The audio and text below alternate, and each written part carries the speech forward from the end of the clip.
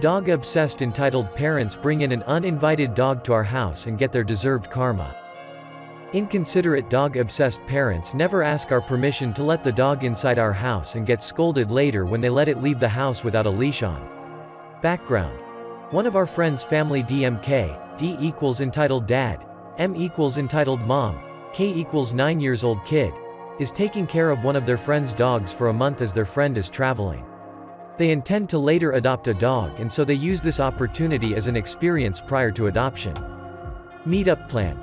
We were supposed to have a 3-family meetup at a friend's house for the July 4th weekend, and the DMK family suggested, in a group chat, that they intend to bring their dog also, and so it would be best we host the party since we had a backyard.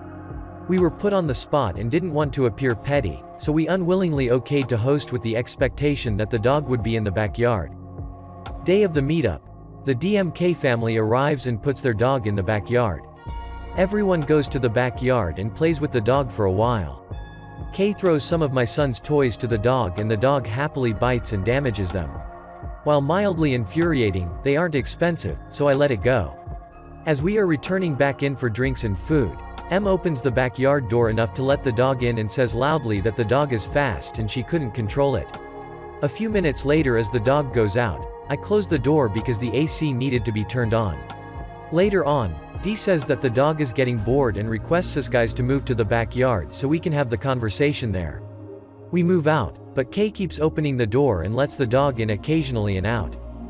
When we all move back in for food, K keeps complaining the dog is feeling lonely and wants to let him in, but M asks him to first finish the food, and then she will let him in. And when she did, the dog kept jumping over the couch and occupying it. At this point, I have given up and kept hoping they will leave soon.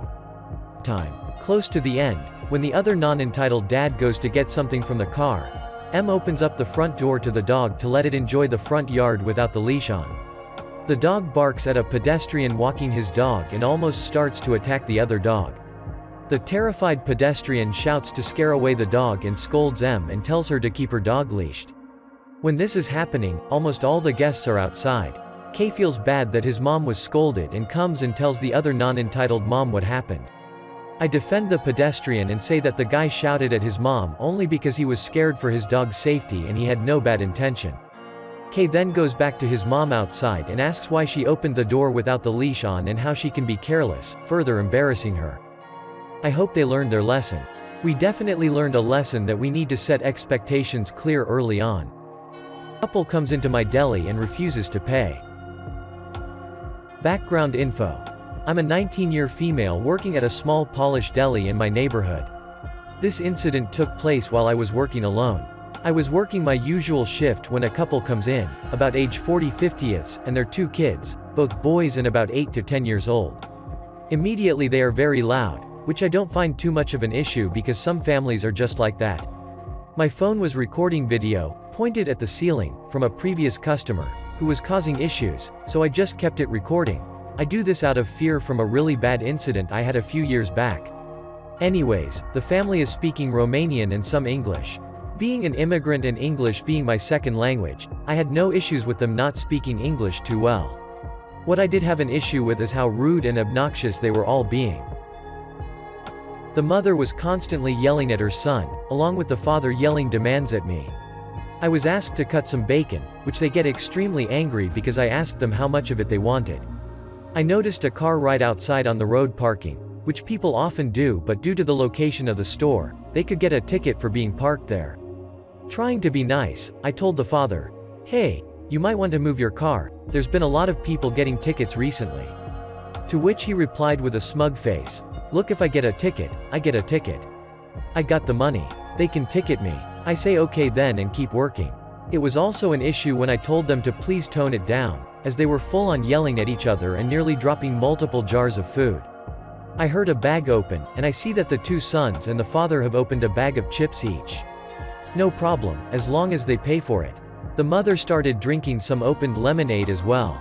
Fine, I didn't care as long as they paid. After another 20 minutes of them scamming my store and being extremely loud and rude to me, they started to pay. As we are standing at the register, I notice the father start to pull some things into separate piles. Ask him, "Is this separate?" while pointing to the piles, to which he replies, "Yes, separate." I say okay and keep ringing up the first half of the stuff. The mother and the two sons left the store and are standing right outside. I can see the opened chips they took without paying. I tell the father the total, and he starts to pack everything into one bag, including the things that are supposed to be separate. He hands me the money and begins to try to leave the store. "Excuse me, you haven't paid for everything yet," I say. He immediately plays dumb and acts like he didn't just tell me everything is separate.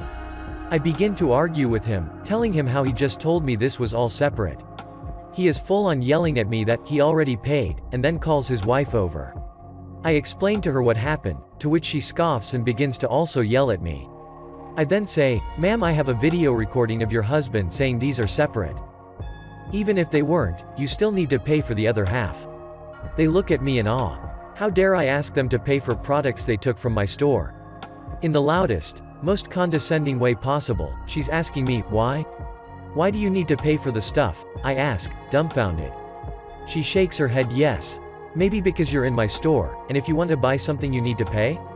Immediately after saying that, she starts arguing with her husband. They eventually pay me, by throwing money at me and slamming the door on their way out. To this day I have never had customers as entitled like this.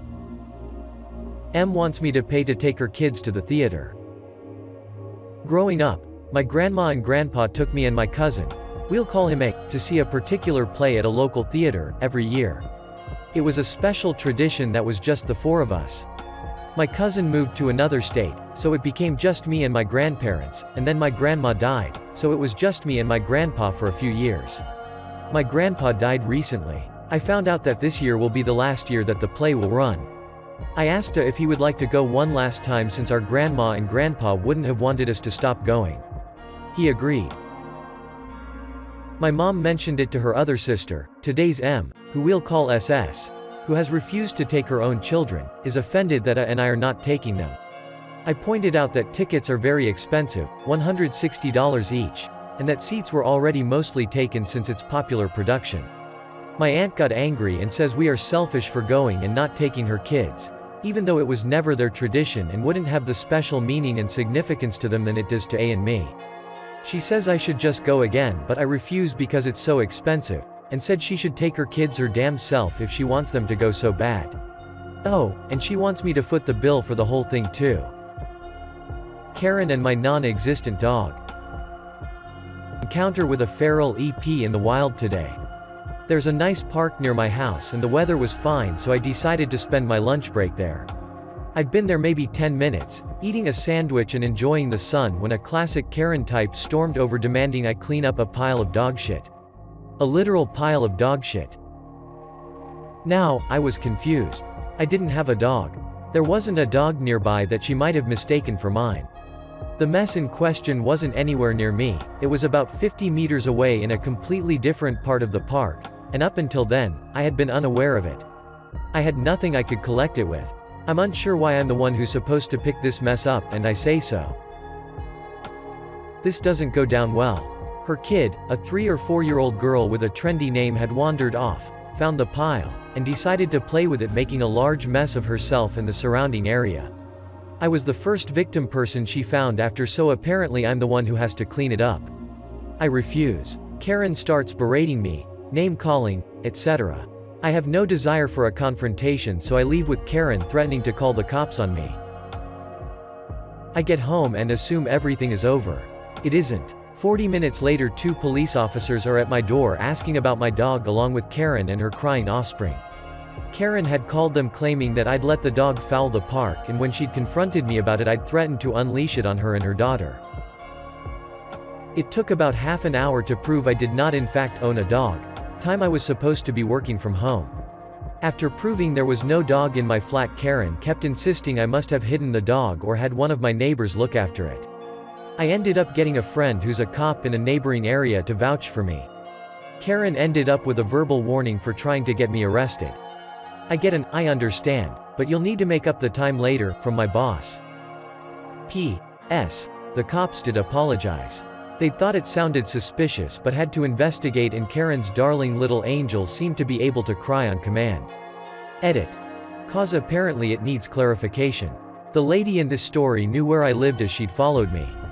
I only live a couple of minutes from the park, you can actually see it from the street outside my house.